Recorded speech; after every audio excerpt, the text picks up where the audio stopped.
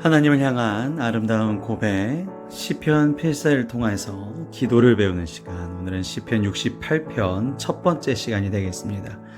시편 68편은 분량이 많고요, 4가지 주제로 분류되어 있기 때문에 4일에 걸쳐서 4가지를 보실 텐데요. 첫 번째, 오늘은 68편 첫 번째는 의인의 기쁨 찬양 기도가 되겠습니다.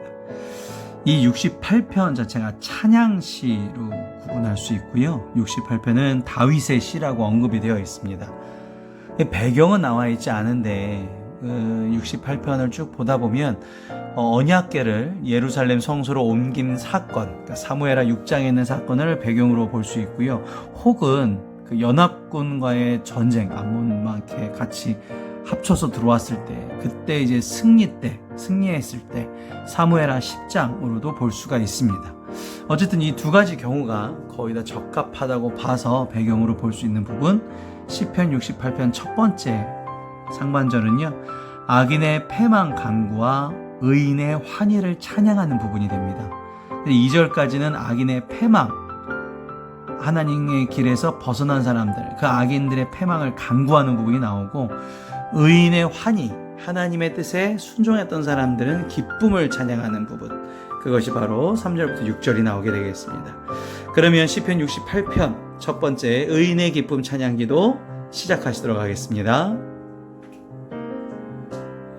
하나님이 일어나시니 원수들은 흩어지며 주를 미워하는 자들은 주 앞에서 도망하리이다.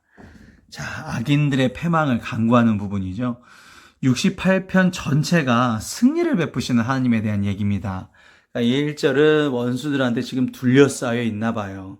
그래서 이 원수들에 둘러싸여 있는데, 이 둘러싸여 있는 곳에서도 이 절대자이신 하나님을 믿는 신앙, 그러니까 하나님만 믿고 있으면 이라는 것이죠. 68편 처음에 1절은 내가 이 원수들한테 둘러싸여 있어도 하나님만 믿고 있으면 결국 원수들은 흩어져 버릴 것이다.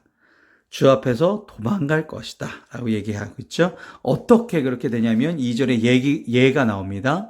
연기가 불려가듯이 그들을 몰아내소서, 불 앞에서 미리 녹음같이 악인이 하나님 앞에서 망하게 하소서. 그러니까 전능하신 하나님이 개입하면 저 나보다 힘센 원수들이 나를 둘러싸고 있어도 그들은 연기가 사라지듯이 미리 녹듯이 철저하게 사라질 것이다. 의인은 기뻐하여 하나님 앞에서 뛰놀며 기뻐하고 즐거워할지어다. 우리는 너무나 기뻐해요. 3절부터 6절은 의인에 대한 기쁨, 환희에 대한 찬양인데, 악인과 반대로 하나님만 믿으면이라는 의인들은 결국 하나님 앞에서 뛰놀 것이다. 이 하나님 앞이라는 것이 하나님의 인격적인 친교, 그러니까 굉장히 가까운 거죠. 하나님 앞까지 간다는 것 자체가.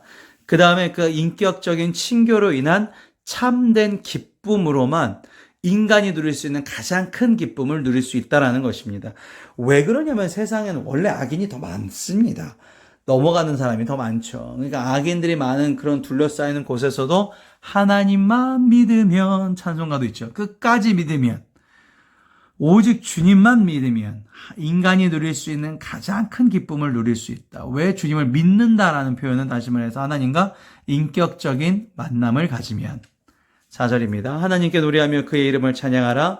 하늘을 타고 광야에 행하시던 이를 위하여 대로를 수축하라. 그의 이름은 여호와이시니 그의 앞에서 뛰놀지어다. 자, 반복되는 부분들이죠. 그의 앞에서 뛰놉니다. 근데 어떤 분이에요? 전능하신 하나님 앞에서 노래했는데 알고 보니까 그의 이름은 여호와, 나를 지정하시고 택하시고 약속하신, 그 약속을 지키시는 그 하나님이었다라는 것이죠. 그의 거룩한 처소에 계신 하나님은 고아의 아버지시요 과부의 재판장. 자, 여기 보시면 참 독특한 구조를 가지고 있는 게 5절입니다. 5절을 보시면 거룩한 처소가 나와요. 먼저 이 하나님과 여호와라는 분이랑 이제 이어서 나오는 부분이 거룩한 처소, 고아의 아버지, 과부의 재판장에 나오는데, 이 거룩한 처소라는 것은 이제 예루살렘으로 그 성소를 옮겼던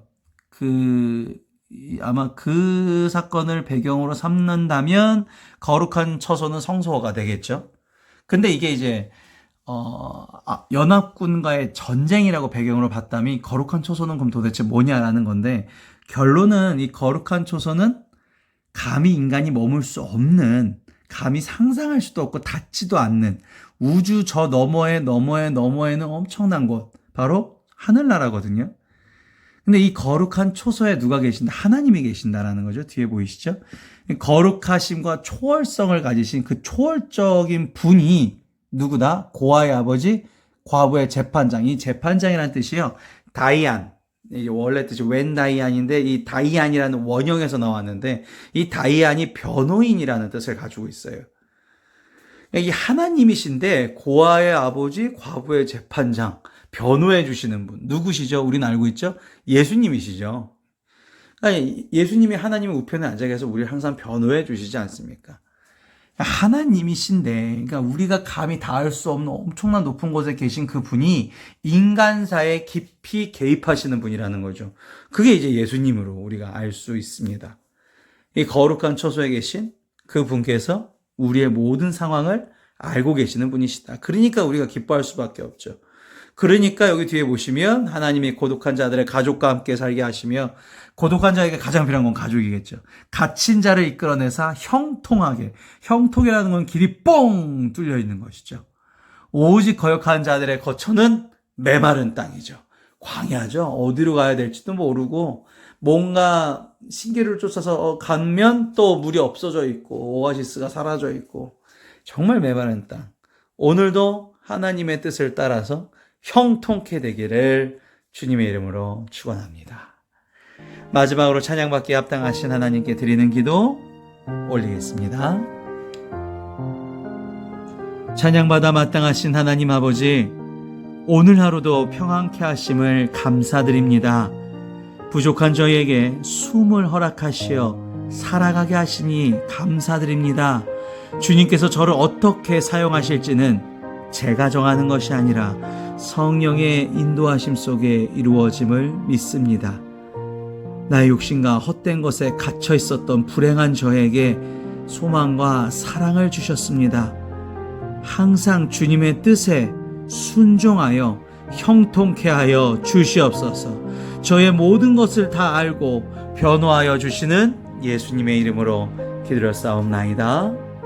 아멘.